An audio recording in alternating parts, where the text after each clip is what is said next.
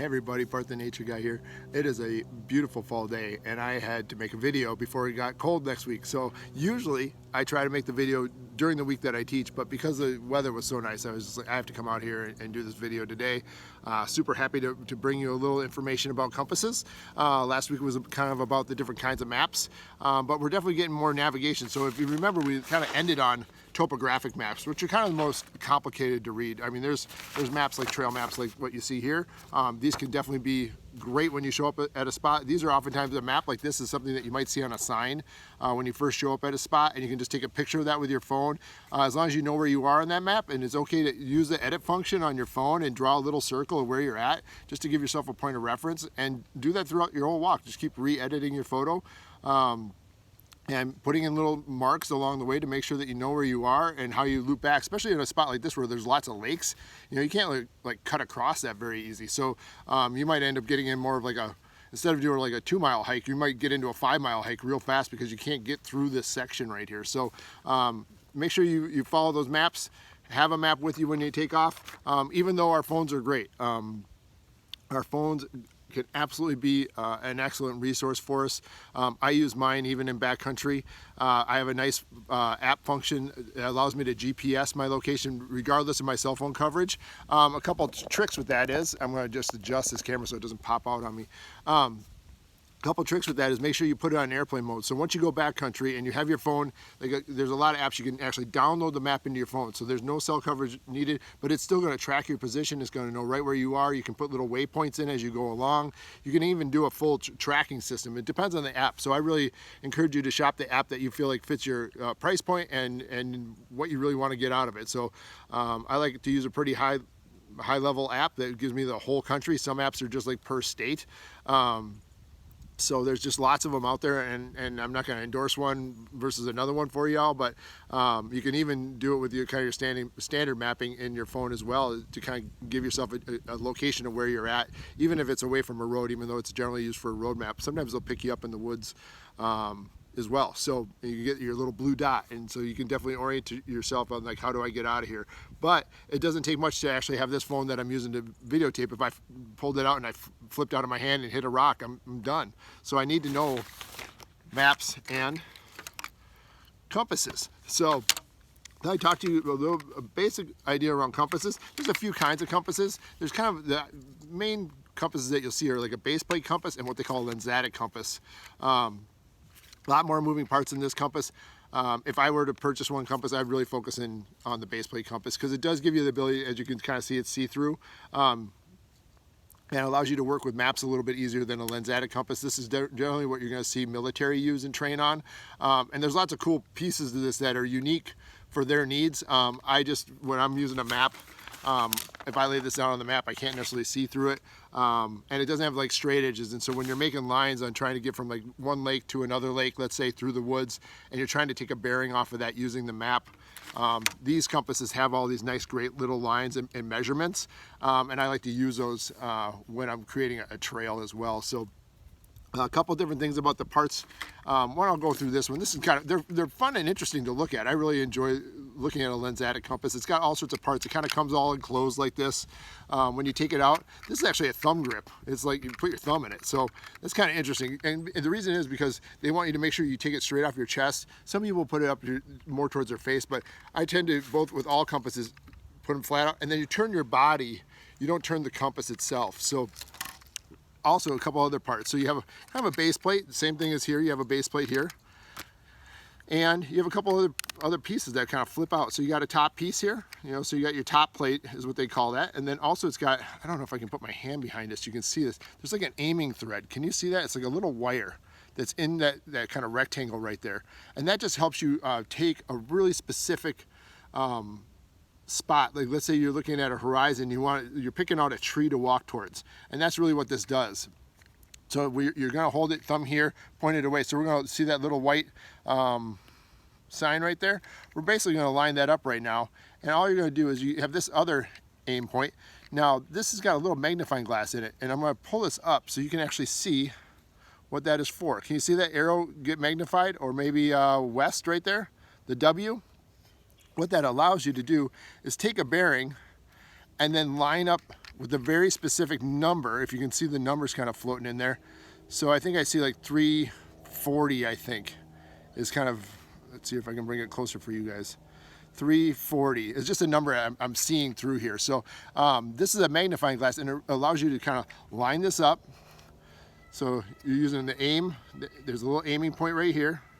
You line it up with the wire, and let's see if we can line it all up. So there you go. You can see that white sign kind of behind me, and it's all lined up, and then you're taking that bearing right there. So I'm not pointed in the proper direction right now, but what I would tell you is it's probably right about, if I have the white sign, it is about 320-ish right now. So I'm kind of pointed in the northerly direction because all these compasses are built on 365 degrees. Just like, you know, when you think of like people doing, you know, snowboarding or skateboarding or anything like that, they're doing 360s, 720s, all that stuff. This is 365, you know, so 360 degrees. And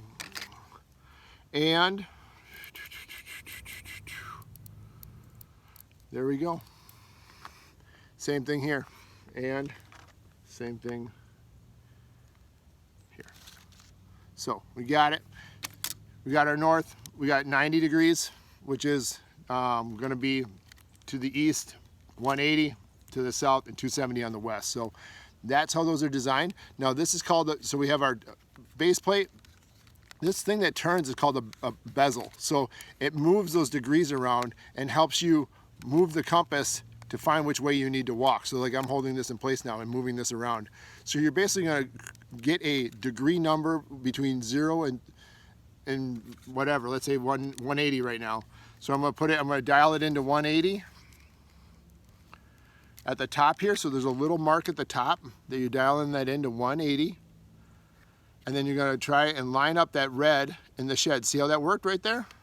So I have that red arrow, and in the bottom, you can kind of see right here, see how that there's in the base plate, there's some black lines there. Those are called orienting lines. Those are, if you remember, we talked last week about declination. I'll show you that in a second, but those are orienting lines. This is an orienting arrow, and you're basically trying to put, if we go straight to south at the top, you're gonna put red. They call that little arrow that's on the base plate that's kind of hollow, they call that oftentimes the shed. So you put red in the shed, and I'm holding this up. So number one thing, you gotta hold compasses like this. So this is a little difficult to do here, but you start to see the concept of it is that we put red in the shed, and you have your aim point here, and then you're making a mark, and let's say it's that sign, and you can start walking. So if you know where you're at right now and you want to dial in, let's say you're like, all right, I know this lake. So here's the parking lot. This is actually where I am. So this parking lot, and I want to walk to Lake 2, and I put my compass down and I draw a line between those two, and I put that right there, and I'm going to dial that in. And I believe from my work, because I'm trying to hold it up for you all as well, is actually, I'll see if I bend, let me use this, I'll bend this down for you guys so you can see this a little bit better.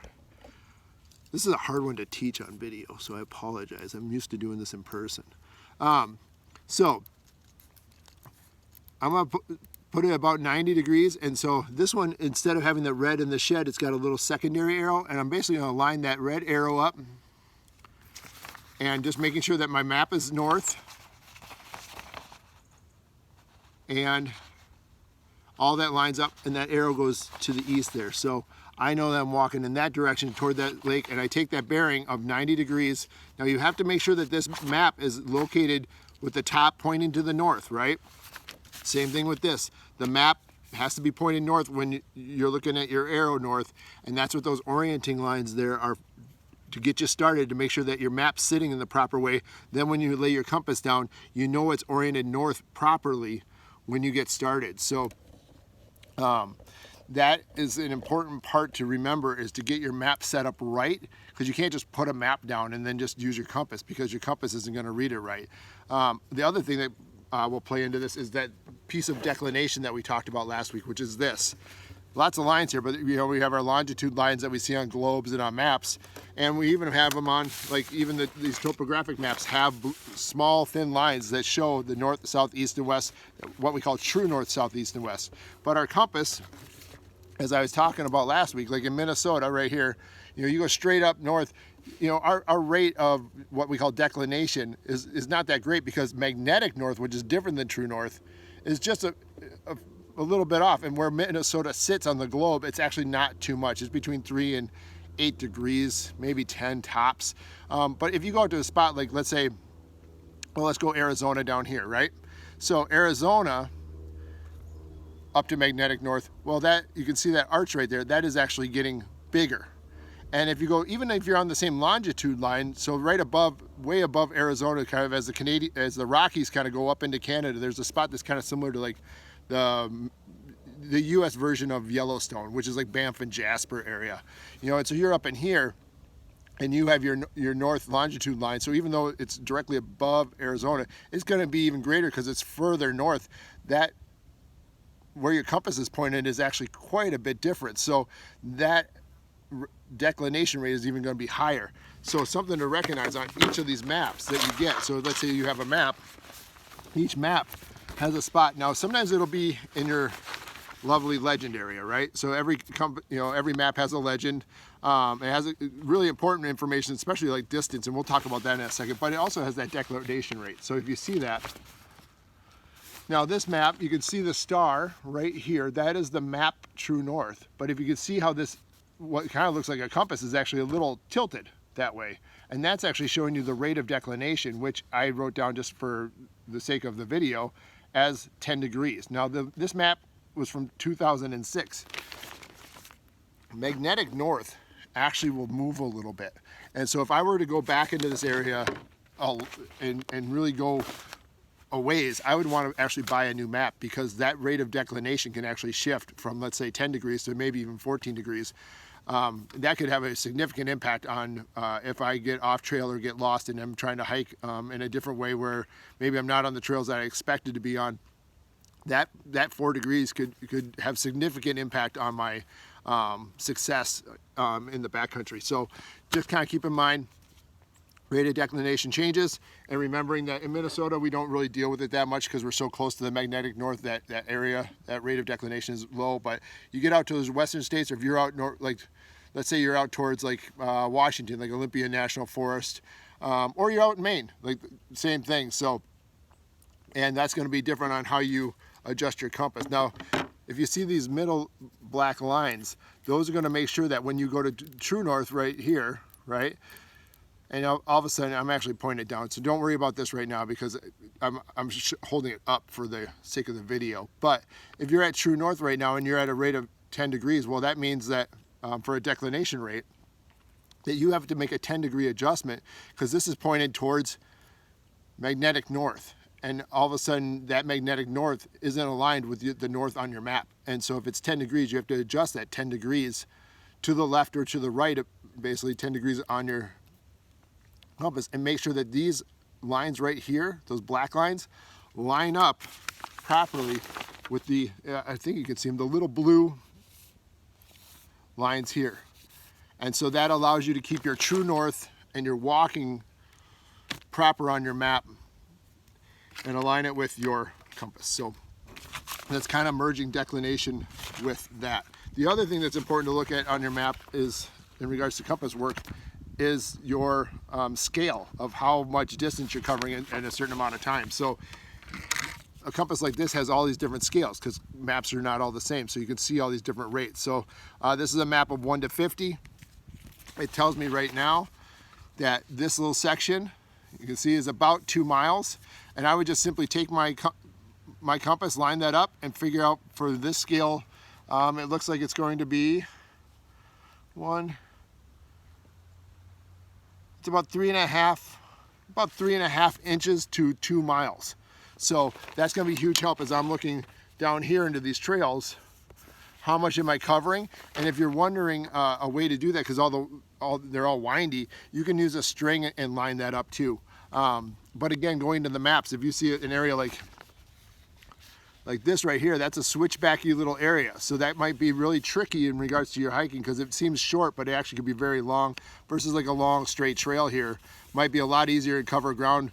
And there's a little switchback right there. So that's good. You're gonna know there's elevation there. And then also the topographic maps have all these lines on them. So it's also gonna be remembering when you see these dark spots and where these lines get really tight, this map will also tell you that it's every line is 50 feet. So every line you're going up or down 50 feet. That's a lot of lines, folks. And you get in here, these are steep cliffs or you're stuck in valleys. And there's ways to read that. I talked about that, and I might actually make notes. I don't know if I can show it. I might make notes like this to kind of show the peaks and the valleys, just so I understand when I'm in there what I'm kind of walking towards and what I'm looking for. Another thing that can happen is you get lost.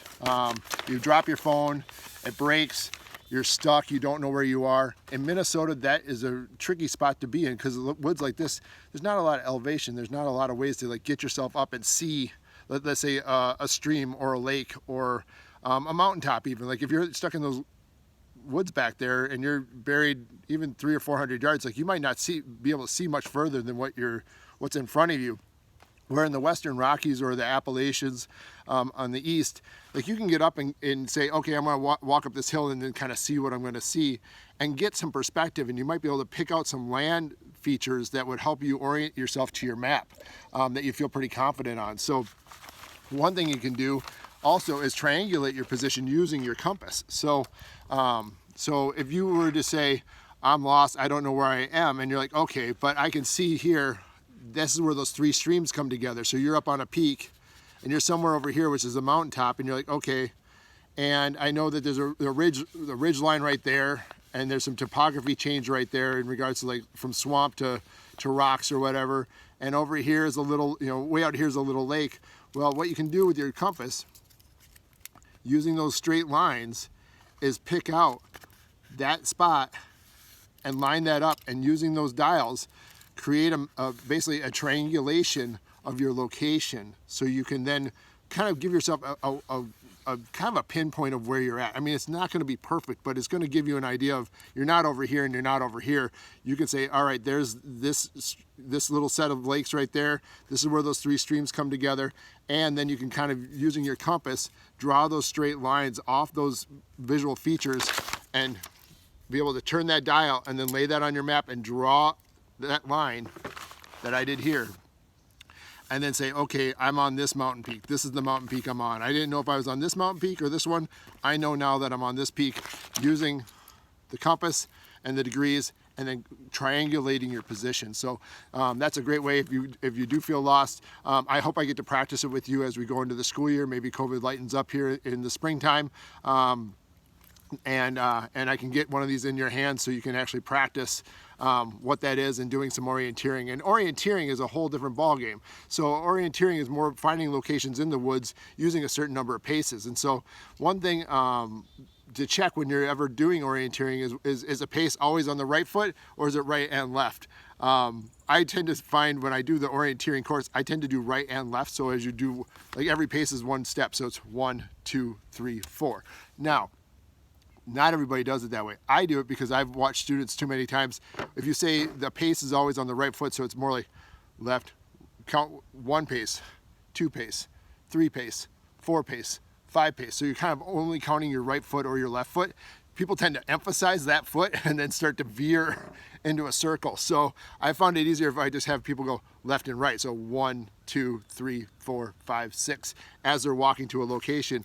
And what orienteering is, I'm giving you a bearing. So let's say it is 220 degrees at the top. You're putting that red in the shed, turning it, and then using that point of travel into that direction. And so, and then I would give you a pacing of like 36 paces, 46 paces, and that's what I would do both in schools and out around the schoolyard as well. So that is orienteering, where you're actually basically creating a map for yourself and basically gathering up either information. When people do orienteering courses, they're getting, sometimes they'll spell out a word. So every location you find, there'll be a letter there. If anybody's ever done the maze at the state fair, it's kind of the same thing. You get different letters. I've done it in the Northwoods with groups of students where they've actually, like, one location actually is like their forks and knives, and the next one is napkins, the next one is snacks, and the next one is matches, and the next one is wood, and the next one is, or like fire starting material, and the last one is like hot dogs or whatever that they're going to cook for their lunch. So they're gathering their lunch as they basically go and using their compass. So it's a fun way to learn the woods. You get to see and observe things in different ways. So that's kind of a Compass 101. Again, base plate compasses, lensatic compasses, and also just applying that knowledge to maps. And again, understanding declination, but not necessarily so much in Minnesota. Definitely something to still pay attention to and look at your map and understand it, and really use Minnesota as a good example to kind of practice with it. Because if there is some error, it's not going to be that great going forward. So thanks so much, everybody. Take care. About the Nature Guy. Peace out. Next week gets cold again, and I'm going to enjoy this beautiful, beautiful day. Take care, everyone. Bye-bye.